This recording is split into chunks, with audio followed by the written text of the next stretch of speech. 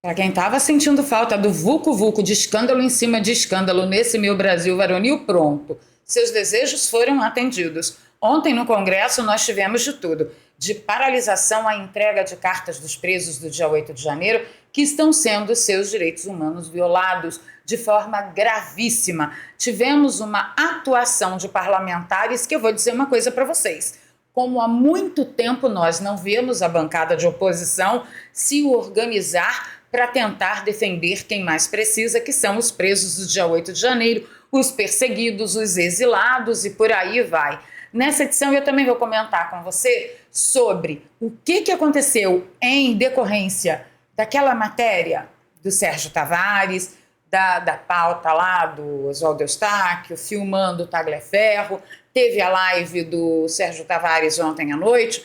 Fica comigo que eu vou conversar tudo com vocês. Tem muita gente no inbox fala, ai, por que você não comenta? Eu vou comentar, gente. Calma. Vocês sabem que tem que ter cuidado, né? Tem que ter muito cuidado. Então tá bom. Fica comigo até o final desse vídeo. A gente vai fazer uma viagem no mínimo emocionante de tirar o fôlego. Vou pedir o seu like logo agora no início do vídeo, compartilhamento nas redes sociais e nos grupos de Telegram e Zap. Ajudam a nossa voz a chegar mais longe. Se você é novo por aqui, se inscreva no canal e ative o sininho. E se você já é de casa, você já sabe o que fazer. Dá uma revisada em tudo aí, porque o preço da liberdade é eterna vigilância. Antes de ir para as nossas pautas, eu preciso de 30 segundos da sua atenção para dar um aviso importante. Vocês perceberam que eu parei de anunciar o Sinata Gotas aqui no meu canal, certo? Por que eu fiz isso? Porque a empresa que eu divulgava parou de vender o Sinata Gotas. Você encontra o Sinata Gotas para vender aí pelo mercado, links na internet? Teoricamente sim. Mas, senhores, se vocês não compram mais pelo meu link, eu não tenho nada com isso. Se por acaso você comprar e não receber o produto, uma seguidora nossa, uma querida, entrou em contato conosco contando que isso aconteceu com ela. Tá? Ela comprou o Sinata, claro, segunda compra, o produto é bom pra caramba, como eu falei pra vocês antes, e ela acabou o produto dela, ela quis comprar outro, não conseguiu através do meu link, comprou através de um outro link. Ela não recebeu o produto e a pessoa que a atendeu lá nesse outro link não está mais retornando para ela. Então, por favor, fiquem atentos. Pode ser que outros links vendam o Sinata Gotas? Pode ser. Mas não é o meu link, tá bom? Portanto, se vocês tiverem algum problema, vocês têm que tratar lá no link em que vocês compraram. Por favor, fiquem atentos, ok? Agora sim, vamos para as nossas pautas de capa. Então a gente começa falando dos direitos humanos que estão sendo feridos, desde que esse pessoal, ninguém tem foro privilegiado, está todo mundo sendo julgado no STF, mas isso passa muito mais do que a gente já sabe. Por exemplo, ontem nós tivemos a notícia de que uma idosa presa no dia 8 de janeiro acionou a OEA alegando violação dos direitos humanos. Ela foi presa durante a invasão da sede dos Três Poderes. Ela afirma sofrer de depressão e arritmia cardíaca e está pedindo prisão domiciliar. Segundo o que a gente tem de informação, ela não quebrou nada, não fez cocô na mesa do Alexandre de Moraes, não quebrou vidraça, não fez absolutamente nada. Simplesmente foi no vai da valsa lá da leva e aí ela está com todos esses problemas e simplesmente o judiciário brasileiro, especificamente a Torre de Cristal do Ovo que tudo vê, não a atende. Isso aí ensejou uma série de ações, tá? Lá no Congresso. A gente tem que começar falando da paralisação. A oposição fez obstrução. Vamos ouvir um pouquinho da minha amiga Bia Kicis. Vamos ver o que ela tem para nos dizer. Olá pessoal, como vocês podem perceber, eu estou aqui na CCJ e hoje não está tendo sessão da CCJ. Nós derrubamos a sessão, não teve quórum. Estamos obstruindo, o PL está obstruindo as sessões aqui na Câmara. Vamos tentar obstruir também o plenário. Por quê? Porque o presidente Hugo Mota não decidiu se pauta ou não a urgência do projeto de anistia. E lembra que ontem eu avisei a vocês que o Sóstenes Cavalcante teria uma reunião com ele ontem. Eu avisei para vocês. Parece que essa reunião não foi muito frutífera.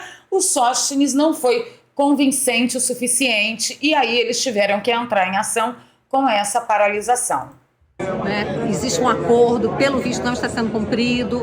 E nós vamos continuar lutando dentro do Congresso, nas ruas, nas redes, pela anistia ampla, geral e restrita. Ok, aí um pouco mais tarde, a Carol Detoni entregou ao Hugo Motta uma série de cartas, tá? 8 cartas dentre centenas que ela recebeu com relatos de presos do ato do dia 8 de janeiro. E o objetivo é que, primeiro, o Hugo Motta venha a público se retratar e dizer, olha, eu falei mal, que não havia presos políticos no Brasil. E segundo, que ele acelere a votação de urgência da anistia dos manifestantes. Eu quero que vocês escutem um pedacinho do que a Carol Detoni comentou lá. Vamos lá. Hugo Motta, senhores parlamentares, quero compartilhar com vocês algo impressionante. No ano passado, quando pautamos a anistia na CCJ, começamos a receber diversas e centenas de cartas de presos políticos, pessoas inocentes que estão sofrendo uma das maiores arbitrariedades da justiça brasileira. E nós temos esses relatos em cartas, testemunhos fidedignos da vida dessas pessoas. E ao longo dos próximos dias, nós vamos compartilhar com os colegas essas mais de 200 relatos para que cada um venha a essa tribuna e compartilhe com o Brasil a história dessas centenas de brasileiros e brasileiras. Inclusive, essa foi a promessa no ano passado do imbecil, né, que estava lá como presidente da Câmara, dizendo, não, porque vamos suspender, vamos montar uma comissão, que aí a gente traz os presos pessoalmente, as famílias dos presos, para falarem de própria boca aqui no Congresso, né, no plenário lá. Então, assim, a coisa foi quente, tá? E não parou aí, não. O deputado Zucco informou que conseguiu aprovar na Comissão de Segurança Pública o requerimento de autoria dele, que visa instalar uma subcomissão especial para fiscalizar em loco as denúncias de violações de direitos humanos contra os presos do 8 de janeiro. Gente, o que é fiscalizar em loco? É fiscalizar lá na cadeia. Então, assim, a gente está avançando bastante e vocês podem perceber que todo o foco é para trazer um pouco de justiça àquele monte de inocente que está lá preso, que foi julgado de baseada, como vocês já estão cansados de saber. Não bastando isso, nós tivemos o escândalo da década, eu diria, né? Logo depois de saber que Alexandre de Moraes foi para um jogo de futebol usando o aviãozinho da FAP, nós vamos falar já já. Nós tivemos aquele evento com Sérgio Tavares, Oswaldo Eustáquio e Tagliaferro, que todo mundo assistiu, e anteontem à noite, Tagliaferro veio a público dizer que ele não estava em fuga, que ele estava no Brasil, que era tudo mentira do Sérgio Tavares, etc, etc. O Paulo Figueiredo ainda falou, Sérgio, não publica o restante desse vídeo, desse áudio, não faça isso, Tagliaferro pode estar em perigo, tal, não adiantou, tá? Não adiantou, o Sérgio Tavares fez a publicação, mas entre anteontem à noite e ontem à noite, aconteceu isso aqui, ó. O senador Girão, ele conseguiu aprovar um requerimento para uma audiência pública, convidando Sérgio Tavares, Tagliaferro, Marcos Vargas, Ayrton Vieira e o próprio Alexandre de Moraes, que a gente já sabe que não vai comparecer, para explicar a respeito daquele conteúdo que o Sérgio Tavares havia publicizado na noite anterior. Olha só, isso aconteceu ontem de manhã, tá? O Brasil está estarrecido com mais um áudio vazado, né, numa conversa muito estranha envolvendo o senhor Tagliaferro, ex-chefe da Assessoria Especial de Enfrentamento à Desinformação do Tribunal Superior Eleitoral, do TSE. Então, esse requerimento, a gente está convidando aqui para vir ao Senado o senhor Sérgio Tavares, que foi que revelou ontem à noite esse áudio escandaloso. Já tem outro que também carece de informação, ainda de 2024, que foi matéria da Folha de São Paulo, né, inclusive, revelado pela Folha de São Paulo. E esse assunto... E aí ele está falando do pendrive do Glenn Greenwald, tá? Então, assim, o requerimento foi aprovado. A gente já sabe muito bem quem vem e quem não vem. Eu acho que o Tagliaferro não irá, e se for, ele está em risco, gente. Ele está em risco. E aí a gente chega no meio do dia e fica sabendo que Gonê e Moraes sinalizam disposição em diminuir tensão com a direita. Arquivamento do caso da vacina e prisão domiciliar de Débora marcam dobradinha entre ministro e PGR. É isso que eu acho que está acontecendo. A minha opinião não é nada de sinalização em diminuir tensão com a direita. Minha opinião é outra. Mas desde que a democracia muito relativa se instalou nesse país, eu sou impedida de realmente expressar o que eu penso. Então, o Paulo Figueiredo, que está nos Estados Unidos, que é garantido lá pela Constituição Federal, pela liberdade de expressão, disse o seguinte: que fofos, tudo da bondade do coração? Ou será que percebem que a anistia vai passar e as sanções não vão chegar? No que depender de mim, não haverá misericórdia com Alexandre e com o Gonê. Vamos ver. O que vocês acham? Então, Paulo, quando eu estiver aí nos Estados Unidos, de preferência bem no interior do Texas, abraçando meus bisão, eu falo o que eu acho, tá bom? E aí chegou a noite e o Sérgio Tavares fez toda a publicação, colocou lá ao vivo 20 minutos e blau de vídeo com o Tagliaferro realmente conversando com o Oswaldo Eustáquio, tratando de uma rota de fuga, combinando o que Tagliaferro deveria fazer. O Oswaldo Eustáquio pareceu muito preocupado com Tagliaferro, para tirar Tagliaferro do país, ensinar para o Tagliaferro todo o caminho que garantiu para o Oswaldo Eustáquio liberdade e segurança. E vocês sabem, né? O que eu acho disso? Gente, existem perguntas que precisam ser respondidas. Por exemplo, se o Oswaldo Eustáquio tinha o Tagliaferro como fonte e ele resolveu publicizar todo o material da fonte, ele não é um jornalista confiável para início de conversa. Se eu tenho uma fonte do âmbito de risco, que é o Tagliaferro aqui no Brasil, que a gente sabe muito bem contra quem o Tagliaferro agora está lutando, porque é bom deixar claro, em perspectiva, que o Tagliaferro é uma espécie de Saulo de Tarso. Ele, de perseguidor, passou a perseguido. Então, se você não colocar esse peso na equação, você não está chegando aí numa condição de análise, né, equilibrada e justa, mais assertiva. Então, a situação do Tagliaferro hoje é de perseguido.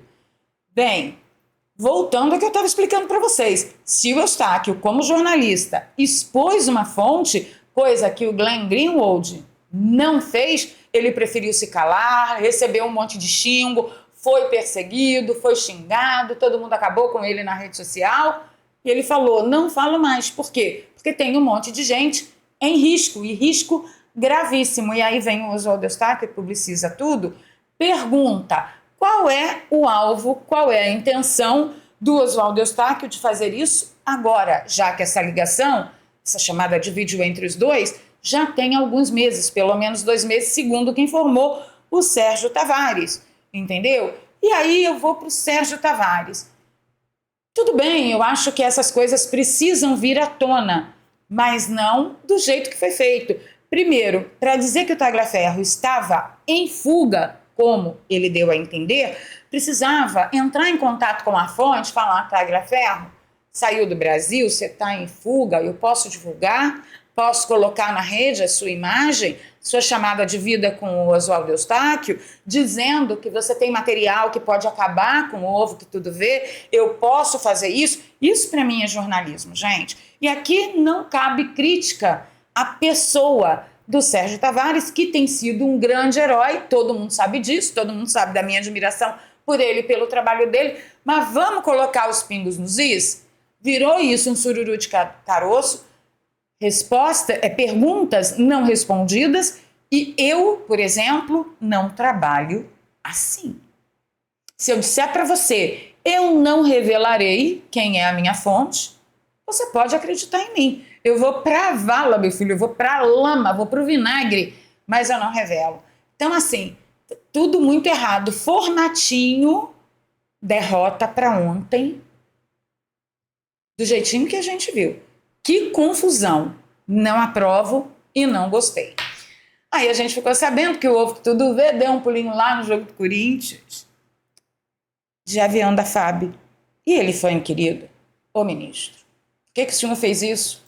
E ele justificou que o uso do equipamento militar como medida de segurança que foi usado.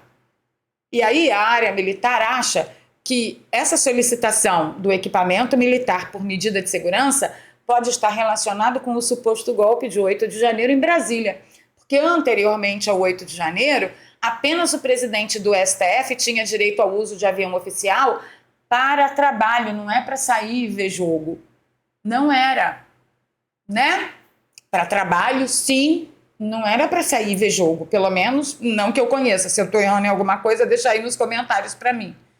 Contudo, depois do 8 de janeiro, os ministros passaram a solicitar com frequência aeronaves oficial, alegando necessidade de segurança, para ir ver jogo. Quem está com muita necessidade de segurança não vai ver jogo, fica em casa, né? Mas enfim, deixa isso para lá. Deixa aí nos comentários o que você acha, tá? E parece que pode ter uma reviravolta jurídica em toda essa perseguição ao Daniel Silveira, a outros deputados e todos os deputados e senadores que estão aí pendurados nos inquéritos intermináveis do ovo que tudo vê. Olha só o que o Ramagem disse. Temos uma sobreposição de poderes. Há uma usurpação pelo judiciário das competências do legislativo.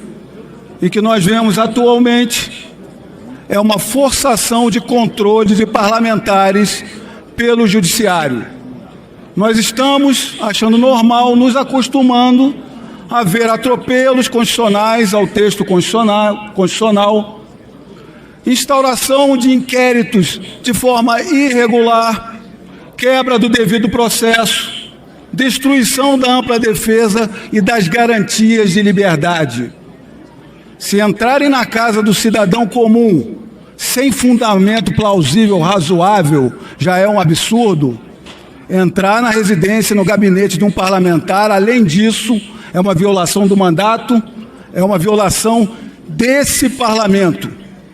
E é por isso que nós estamos recorrendo ao texto constitucional, ao artigo 53, parágrafo 3º da Constituição, que lá prevê a imunidade processual parlamentar.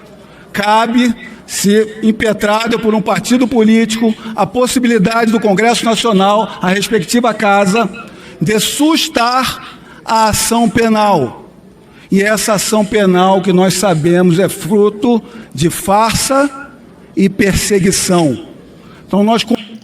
A minha pergunta é, por que não fizeram isso antes no caso de Daniel Silveira? Tudo bem, foi tiro, porrada e bomba para tudo quanto é lado, e eu reconheço que a limitação humana de cada deputado, de cada político ali, de cada um da bancada da oposição, pode ter falhado. Mas, gente, também, pelo amor de Deus, a gente elege vocês para vocês nos representarem, é no mínimo para vocês terem assessores e assistentes que possam pontuar vocês. Olha, tem essa brecha aqui na lei, ou tem essa lei aqui que precisa ser cumprida, tá bom? Então, assim, por favor. E aí o Ramagem diz, olha, a gente precisa de maioria. Vamos continuar ouvindo ele. Confiamos que nós iremos angariar essa maioria absoluta, 257 votos. Então, para sustar uma ação penal, eles precisam de 257 votos só na Câmara, e aí é só bater um papinho com o Kassab, né?